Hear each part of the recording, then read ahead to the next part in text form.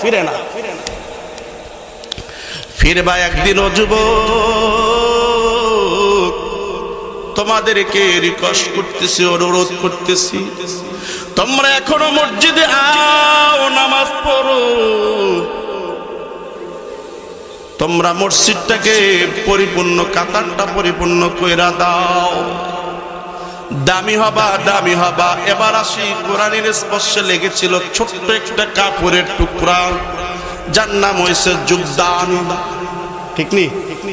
যার নাম কি? যোগদান। এটা কিন্তু জাপানি ট্যাটনের নয়, কোন রকম অল্প 35, 80, 70 টাকার কাপড়ের দাম, এর বেশি না। ঠিক কিনা বলেন? কিন্তু এই কাপড়টা যখন কোরআনের সাথে লেগেছে, এই কাপড়টার দাম বেড়ে গেছে। ঠিক কিনা? কত বেড়ে গেছে?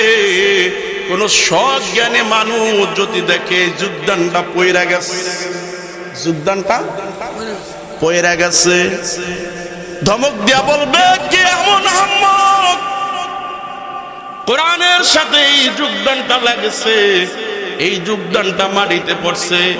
বাচ্চারা পারাইবে, সঙ্গে সঙ্গে তিনি বুকে নিয়ে চুমা দিয়া সম্মান করে রেখে দিয়েছে।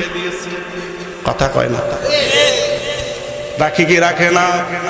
কিন্তু শুধু এই কাপড়ের দাম বাড়ে না, কোরআনের সাথে যে এসেছে তারই দাম বাড়াই দিয়েছেন কে? সন্দেহ আছে নাকি? কোরআনের কাছে এসেছে একটা কাঠের টুকরা। আপনার বাড়িতে 2 লক্ষ টাকারও ফার্নিচার বাংলার জমিনে এমন ঘটনা পাওয়া যায়? আসেনি? অনেক দামি আলমারি সুকেস ঘরের ভিতরে রাইখা দেয়, কত লাত্তি, কত উষ্টা দেয়, একটা বারের জন্য চুমা দেয় না। কথা বলেন না কেন? কিন্তু ওই দামিটাকে বানিশ করে, কত পলিশ করে, কত সুন্দর করে দৈনিক মুছে। কিন্তু আল্লাহর কালামের রেহালটা 1 বছরের জন্য তাকের উপরে রাইখা দিয়েছে, আর 1 বছর রমজান আসলে নামাইবে। এই রেহালটা ধুলাবালি পইরা গেছে। এই রেহালটা যদি সজ্ঞান কোনো মানুষের চোখের সামনে পইরা যায়, সঙ্গে সঙ্গে বুকে নিয়ে চুমা দিবে, কারণ এই কোরআনটার সাথে লেগেছে। কোরআন যেমন পবিত্র কোরআনের সাথে লাগার কারণে এই রেহালটারও দাম বাড়াইয়া দিয়েছে কে? আরো জোরে চিল্লাইয়ে বলেন কে?